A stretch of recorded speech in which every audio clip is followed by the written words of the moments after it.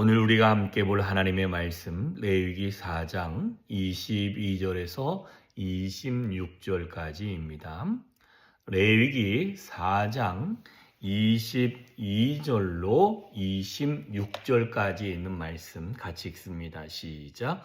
만일 족장이 그의 하나님 여호와의 계명 중 하나라도 부지 중에 범하여 허물이 있었는데 그가 범한 죄를 누가 그에게 깨우쳐 주면 그는 흠없는 수염소를 예물로 가져다가 그 수염소의 머리에 안수하고 여호와 앞 번제물을 잡는 곳에서 잡을지니 이는 속죄제라.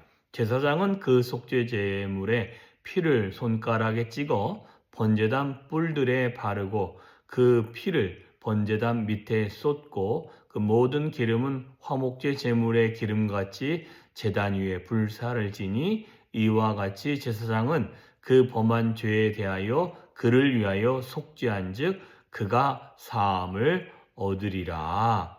아멘. 자, 이제는 족장에 대해서 이야기합니다. 모든 회중 중에 부지중이 어제였습니다. 오늘은 이게 좀 다르게 무엇이 나오냐? 만일 족장이라고 이야기합니다. 여기서 족장이라는 것은 바로 한 부족을 이끄는 지도자입니다. 그러니까 지도자에 대한 이야기가 나오고 내일은 만일 평민의 한 사람이라고 이야기를 합니다. 자, 그러면 이 족장이 그의 하나님 여호와의 계명 중 하나라도 부지 중에 알지 못하는 그 상황 안에서 죄를 범하게 되어져 허물이 생기면 그 허물로 인하여 누군가가 찾아와서 그에게 이것이 죄입니다. 깨우쳐야 됩니다. 이것은 잘못되어진 것입니다. 라고 이야기를 해 주는 이가 있다면 그는 반드시 이제는 소는 아닙니다. 뭐로 나오냐면 염소를 가지고 그 염소를 가지고 조금 더 저렴하지요. 그런데 일단 염소를 가지고 와서 속죄의 제물로 하나님께 드리고 그 잡는 방법은 이전에 속죄 제물 드리는 방식과 동일하게 되어지고 뿐만 아니라 제사장이 그를 위하여 속죄하면 그 죄가 사함을 얻게 되어진다라고 분명히 말씀해 주고 있습니다. 자, 그러면 오늘 이 족장, 지도자에 대해서 하나님을 그 죄 문제를 해결함에 있어서 제가 좀 관심을 두고 있는 것은 이것입니다. 이전에는 스스로 깨닫지 못하다가 그 범한 죄를 깨달으면 이라고 되어졌지만 오늘 본문과 내일 본문에 공통적으로 나오는 말씀이 그가 범한 죄를 누가 그에게 깨우쳐 주면 이라는 표현이 있습니다. 참 중요한 표현 중에 하나가 누군가 그에게 그가 죄 있음을 그가 범죄하였음을 깨닫게 해준다라는 것입니다.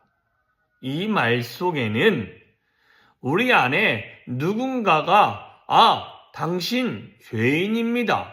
당신 죄 있습니다. 라고 이야기를 하면 보편적이고 일반적인 반응을 우리가 알고 있습니다. 내가 뭘 잘못했는데? 내가 무슨 죄가 있어? 나는 그런 사람 아니야.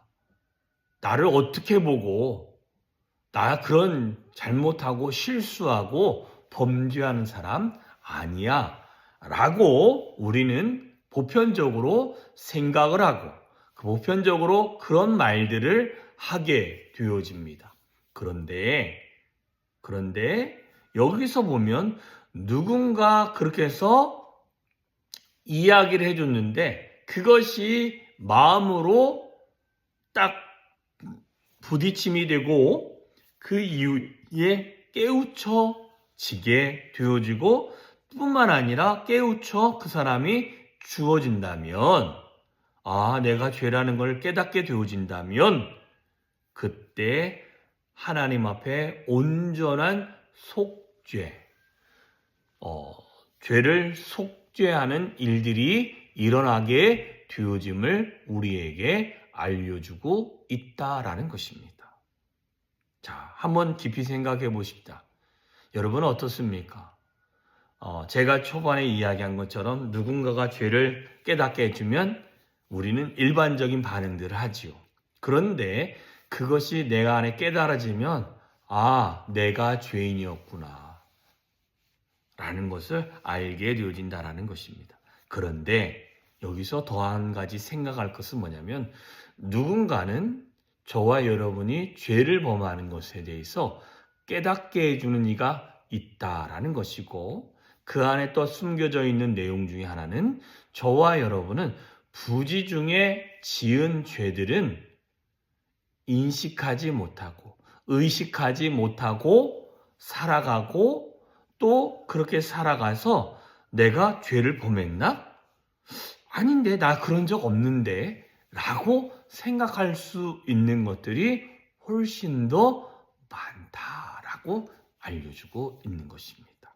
그래서 그렇게 하지 않기 위해서 하나님은 어찌 보면 속죄, 죄를 용서하는 방법 중에 누군가가 와서 당신 그것이 잘못됐습니다 라고 알려준다는 것입니다.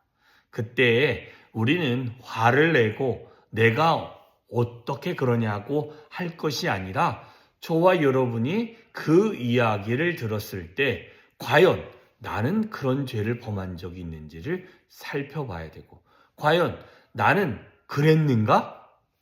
또 아니면 과연 나는 정말 그렇게 행동했었는가? 이런 질문을 한 번 정도 더 던져야 된다는 것입니다. 이렇게 질문을 던지고 하나님 앞에 내가 이렇게 실수했구나, 내가 이렇게 잘못했구나 라는 것을 알 때에 우리는 더 이상 큰 잘못과 실수를 범하지 않게 되어지는 것입니다. 뿐만 아니라 참된 회개의 역사가 일어나게 되어지는 것입니다.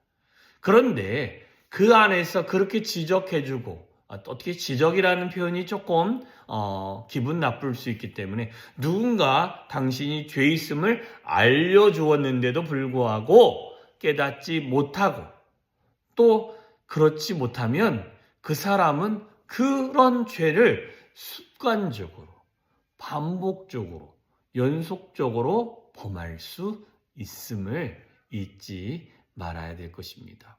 그렇게 하지 않기 위해서 하나님은 누군가를 사용하셔서 저와 여러분의 죄를 깨닫게 하고, 뿐만 아니라 공통적으로 알게 해줄 수 있다는 것입니다.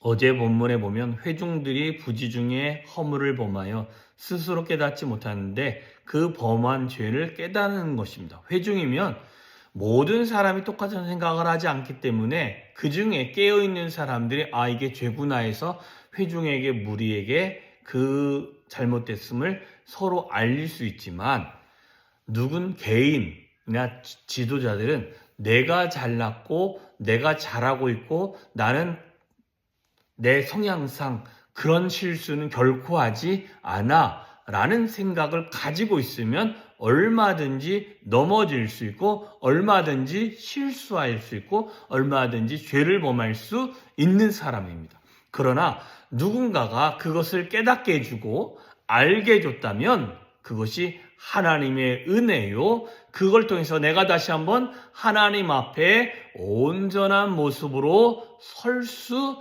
있는 기회가 되어진다라는 것을 잊지 않고 우리가 깨닫고 새롭게 되어질 수 있는 자임을 다시 한번 고백할 수 있는 저와 여러분이 되어주셨으면 좋겠습니다.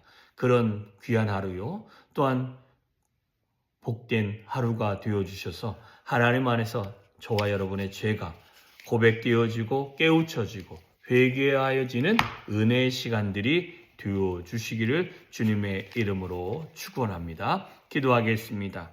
참 좋으신 하나님 아버지 감사합니다. 오늘도 귀한 하루를 허락하여 주셨고 오늘도 하나님이 우리와 동행하여 주실 은혜를 생각할 때 감사함이 우리 안에 넘치게 되어짐을 고백합니다.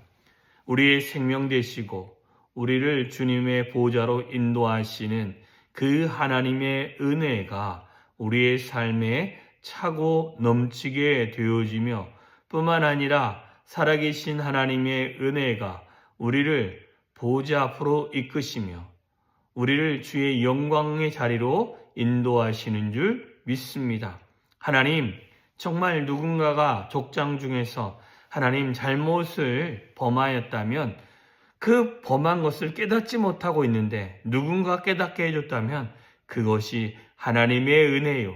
내가 거룩한 자리에 설 수 있고 하나님 앞에 온전한 모습으로 설 수 있도록 하나님이 베푸시는 은혜의 자리인 줄 믿습니다. 하나님, 그 기회를 놓치지 않게 하시고 하나님, 그런 누군가가 깨우쳐주는 자가 있다면 하나님께 감사하는 자가 되어지게 하시며 하나님이 나에게 오늘도 은혜를 베풀어 주셨음에 하나님을 찬양하는 한 날이 되어질 수 있도록 주여 은혜를 부어주시옵소서. 오늘 한 날도 주님이 우리를 붙들어 주시고 동행하여 주시고 하나님의 은혜의 자리로 우리를 인도하여 주시기를 소망하며 예수님의 이름으로 기도하였사옵나이다.